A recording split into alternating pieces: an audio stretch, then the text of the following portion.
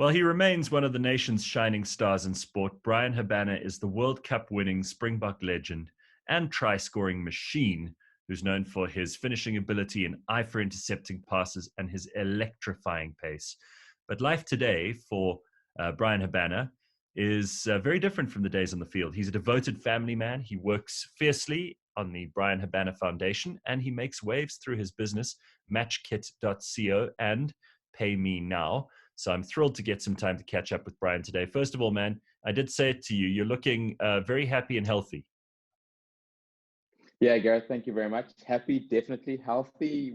Like I said, it's debatable. I've been fairly poor, to be brutally honest, since retiring 2 years ago. But yeah, I think life in the transition phase has kept me extremely busy, and I think I'm fortunate that throughout the rugby, throughout the success, that I've sort of built a brand and sort of educated myself a little bit to try soften the blow of the transition that is the toughest narrative in professional sport at the moment. So it's been a busy 2 years, but yeah, really good and exciting times. And I do just want to say, just quickly before going to the interview, my wife did ask me to just again thank you for backing her. There was like some bad press like about 14 years ago about us, and she says like, Gareth Cliff, please tell him that I absolutely still love him. He was the only DJ or radio personality that backed my feelings, backed my own standpoint. So yeah, Gareth. Oh wow, you okay. do have brownie, there might be brownie points that I don't even know what, but yeah, my wife appreciates you. Well, tell her I say millions of other South Africans. That's amazing, man. All right, so listen, let's just talk about lockdown for a second, because you've been locked down with your wife, Janine, and your 2 kids, and you didn't leave the house for 3 weeks, right, in the beginning of lockdown. And when you did leave, you wore an orange superhero suit. You want to explain? You want to explain to me what this means? So first and foremost, yeah, it was the most weirdest time. I mean, last year I had like 134 flights, of which 70 odd were international. And it's the longest period I've actually been confined to the four walls of my home. And it was enjoyable. Obviously getting time to spend with the kids. I think the first 3 weeks I was really into this whole lockdown, like many South Africans, doing these challenges and putting my shirt on upside down, doing a handstand. But yeah, just at week 3, I literally just had to get out. Janine was doing the grocery shopping, once a week. And I've sort of developed this thing with the little boys, with my boys, where as a dad, I sort of want to show them that I'm just like them. I'm a kid at heart. And it actually started with Timmy in France in 2016. We went to his crèche dressed up in these Minion onesies in the winter, and it became Minion Monday. And then, yeah, I just proceeded to continually buy clothes that fits with them. And Baymax is actually from Big Hero 6. And Timothy had a Big Hero 6 5th birthday party last year. And I was in New York and literally got this gigantic thing. And so we both do have Baymax outfits. And given that I didn't want to incur any unnecessary costs, to government and the PPE requirements, I just went out in my own, fully PPE outfit. That's amazing. All right, so listen, your wife had a birthday under lockdown. How was that? Because you can't exactly have friends around. Yeah, so that's a very touching point that I have lost a lot of brownie points for, Mr. Cliff. Thank you very much for raising that. My wife didn't do anything. I did zero. I blamed lockdown, and that was post me missing it last year because I went with a couple of mates to the Monaco Grand Prix. So yeah, my brownie points are, I thought lockdown would help. It unfortunately hasn't. I did let her buy herself a gift, which took a couple of rands out of the bank, and sort of made me feel less less bad, if I can put it like that. Sure. Okay, you've got some work to do, man. Luckily for you, there's still some lockdown left for you to make up for it. Okay, let's just talk about the foundation for a minute, the Bryan Habana Foundation, and what you guys do there. Tell me what kind of work you guys are up to. Yeah, so Gareth, first and foremost, obviously, I think we all fully understand the power that sport has to make a difference. And, having been a Springbok, having seen the impact that sport can play, particularly in our country where, that inspirations of hope and give back has become really important to me. I've been a Laureus ambassador for just on 12 years. And, I sort of formed the Bryan Habana Foundation back in 2015, initially with the idea of doing a lot of youth leadership. And I started a Team Habana youth leadership program in the UK and South Africa, allowing, youngsters between the ages of 16 and 21 to upskill themselves with lessons I'd learned throughout my rugby career, and in so doing impact, their immediate communities and hopefully the greater South Africa. And yeah, just with this lockdown and, seeing the massive food insecurity faced by so many, seeing the likes of Sia Khaleesi, Ches and Colby, the guys from Be the Difference Foundation, and everyone literally being able to do something, I sort of changed the focus and objectives of the foundation. And in so doing, have been doing some humanitarian aid, collaborating with some fantastic organizations and people. And I think, to date, we've sort of handed out just over 2,500 food parcels, which is, wow. It's a small drop in what is a very massive ocean at the moment. And I think the disparity, between the rich and the poor, and those that are really being affected, has only been exacerbated or highlighted by this pandemic. So I think every little bit helps. And as South Africans, I think we all need to be better. I think we need to look after each other, because, I don't think, we can expect South Africa to look after us.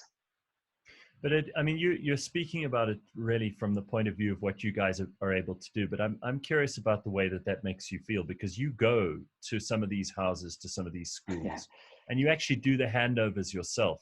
And that can be really emotional. It is extremely emotional, but it is also extremely eye-opening.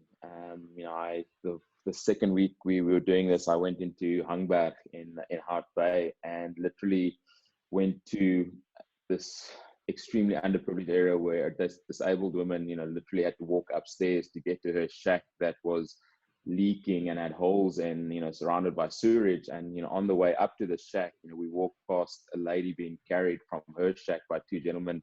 And she'd just been, in a case of gender-based violence, and, face blooded and all of this. And I think, it sort of highlights that disparity. And I think for me, it just almost inspires me to want to do more. And again, I think it's impossible to unfortunately please everyone and help everyone. Yeah. But, I've come up with a saying that 1 is better than 0. And I think for me, given the platform that I have been able to, to get onto, and given the opportunity that I get in terms of asking people for money and using that money and trying to make a difference in people's lives, is, it's not about feeling good. It's really about trying to make a difference. And I think for me, that has been the highlight, being able to go out there and physically, tangibly, see the impact that you can make. And I think in the week 3, the guy from the Red Cross said to me, potentially people can go maybe for a day or 2 or 3 without food, but as soon as they start losing hope, they lose everything. And I think in hearing that, it sort of inspired me just that little bit more to try my best. I am at the means to be able to do that, whether that be, personally or through the relationships that I have. And, what it has been absolutely astounding and incredible to see is to see the amount of good out there. The Khaleesi Foundation with Rachel and Sia, Pick and Pay Feed the Nation, I think I've done over 14 million meals in South Africa over the course of this pandemic. Wow. Food Forward SA, we were raising like 50 million rand. So again, my little piece is just a drop in the ocean. But I think, as South Africans, like I said, I think we all need to be better. And if we can look after each other, I think we can go a very long way. Now, that sounds amazing, man. And congrats on the work that you guys have done. And who knows how many lives you've saved, how many lives you've changed. It's no small achievement. It's you say a drop in the ocean, but it's a big deal. I mean, especially at this time where everybody's really just thinking about themselves because they're trying to survive, right?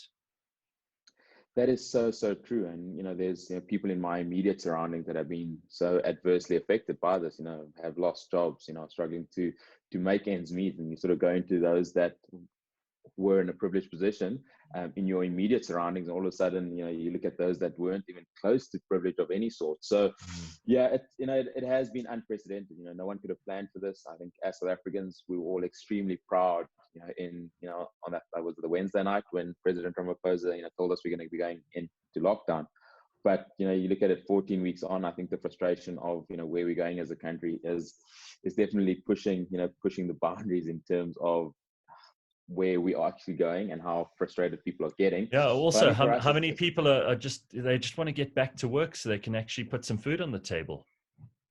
Well, it's that, I've got 2 little boys, 6 and 2, and, homeschooling, the challenges of, being confined to a space. having to be a parent, a teacher, doing Mm-hmm. homework, that while still trying to survive and making ends meet. A lot of people worried, where, their next salary is coming from. UIF isn't Absolutely. being paid out. So I think the challenges are so extreme, and it's extremely, humbling to know that I am in a position, to be able to still have my kids going to school and to be able to still provide for my family. And those are things Speaking that, of your kids, I mean, how has the teaching thing gone? Are you suddenly an no, expert in this no. field now? No, I am very happy to be paying the amount of money that I'm paying, to be sending my children to Yeah, school. I have yeah. always had respect for teachers. I've always had respect, but this has just made that respect, skyrocket. I think handling two under six or that are 6 and 2 is okay, but I mean handling like 22 to Oh, 25 to 30 of them at one time must be. mm-mm. So yeah, I've actually sort of delegated a lot of that to Janine, just for the fact that I've also had to try work, and Zoom calls for me have been just as busy for them as well, because I mean Timmy's Yeah. been on like 4 Zoom calls a morning. So yeah, it has, again, that whole frustration. Obviously there's the mental wellness perspective of this lockdown, people being put in this position that they've never had to actually go through, and no one gave us a guide or or a clarity on how to not only physically No. but mentally come through these challenges, and challenges that no one has ever faced in their lifetime. So again, it's easy potentially when you have food on the table, when you have food in the fridge and you have a roof over your head, and Yeah. you potentially know that you'll be fine for the next month or 2 or 3. But there's just so many that are struggling on so many different levels, that hopefully as a country we can come out of this better. I think it's going to be extremely tough if you look at it fiscally or economically, but like I say, let's hope that at some point when this thing is eventually over, that we can start rebuilding, because I think it's going to take quite a bit of that. So, Bryan, you've also got a couple of businesses, and I want to just quickly take a look at some of them. You started a business with Ben, who we know very well, and with Mike Yeah, Sharman, who we also know very well, yeah. Matchkit, and you've been involved in Retroactive from the beginning as well. Mm, You guys actually won yeah. the sports industry's Young Agency of the Year award in November last year. Congratulations on that. So, Thanks very how's much. Matchkit coming along, and what is that? Give us the top line of what Matchkit is. Yeah, so Matchkit is, I think, something that myself, Mike, and Ben have sort of been, thinking about, probably for the last 8 or so months. And the reason, we started thinking about it is, post that Rugby World Cup victory in Japan in 2019, Mm-hmm. which I was fortunate to be at. I sort of came back there and obviously started Googling a lot of the players, and not one of the current Springbok team or that won the World Cup has a .com website. And I sort of got looking into what the cost of these websites were, and obviously you've got some of them that have become global superstars, but they don't have any form of consolidated presence in terms of, if I wanted to find out something about Sia Khaleesi, did I have to make sure it was his following on Instagram because it was Right. 500,000 with the blue tick. And I think for us with Matchkit, and the idea is consolidating a platform where all these extremities of a professional athlete's life, your social media likes of a Instagram, Twitter, Facebook, TikTok. I haven't done a TikTok dance, so please don't even ask me that yet. Potentially a link, potentially a LinkedIn. Consolidating it into an easy, simple to set up platform that allows them to not only have everything in one place, but also monetize their career a little bit by putting in an online merch store that they can sell their own merchandise hassle free, without having to worry about sourcing product, without having to worry about couriering costs, and getting it to the customer, doing potential audio And really, recording. I mean, like Bryan, a lot of sports people don't have time for this stuff. They're busy training, they're busy keeping on top of things. They hire a manager to take care of a lot of the things, but they can't do everything. And No, running social media and running your own website is a major job. it is an extremely major, and obviously I've had to go through that process of setting up my own website, and then you sort of worry about building APIs and all this stuff. So Yeah, there's the one thing is you potentially don't have the time. The second thing is the cost of it. People don't understand what it costs to have a .com website. Don't understand what it costs to actually design and make a website. And I mean, I can share it. One of our current Springboks websites, .com website, is going for I think $120,000, and that's just the website even before the build has to happen. So it's yes, they crazy. don't have time.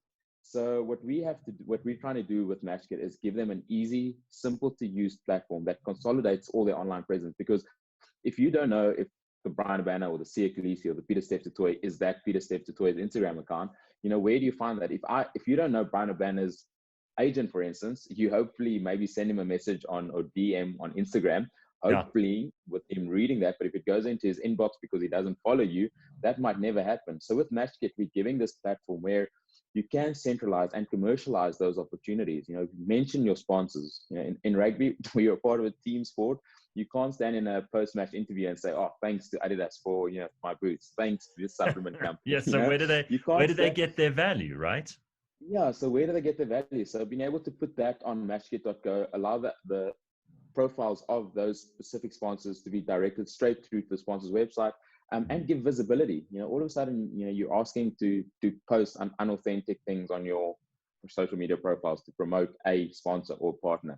So I think, again, with Matchkit, we're trying to make it as simple, easy to use, allow athletes, no matter what your tier, no matter what your discipline, in rugby and soccer and all these big sports is great, but think about the Iron men and women out there, the cyclists who don't really get a coverage in terms of the global audience, but they do have a following. So where does that audience actually go to see who they are, to potentially buy merchandise or get a voice note or video recording of themselves? And I think, especially now in this pandemic, and I had to struggle with that, redoing the Bryan Habana Foundation.org website, how do you receive money for your charities of your choice? So, we've built in a very simple plug and play charitable donation button on Matchkit.go. So it truly is this opportunity, especially in the time like COVID or the corona pandemic, where sport has come to complete standstill up until 3 weeks ago. A revenue loss of, they're saying something like $41 billion or $61 billion. Wow. And when athletes just need to try, continue being, and we've seen the digital content coming out, but giving them that platform to be able to try commercialize and allow their own brand to be consolidated in a professional way, that is a single point of contact where someone who potentially would like to sponsor them can immediately get a hold of them. If they don't have a .com or a website, where does anyone wanting to get involved with an athlete, no matter what your tier is, to actually get in touch with you? Yeah, it's a very good idea. You're involved in a number of other businesses too, and you must be very busy. Do you still have time to kind of get some sport in? Do you still play for fun? So I started racing. I obviously raced against the cheetah while I was playing. I did a thing against. I remember that. That was very famous. Yeah. But I'm probably racing against tortoises now. I literally don't think I've run anything more than 80 meters in the last 2 years.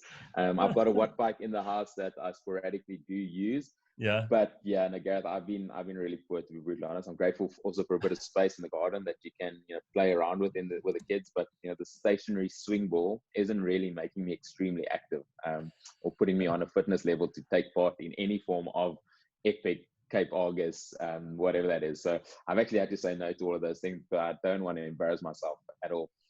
Yeah. Well, listen, dude, you're never going to embarrass us. We're very pleased to hear from you, and congratulations on all the things that you're doing for the foundation. Please keep up that good work, and good luck with all the businesses. We'll talk to you again and catch up again, hopefully sometimes not too far in the distant future.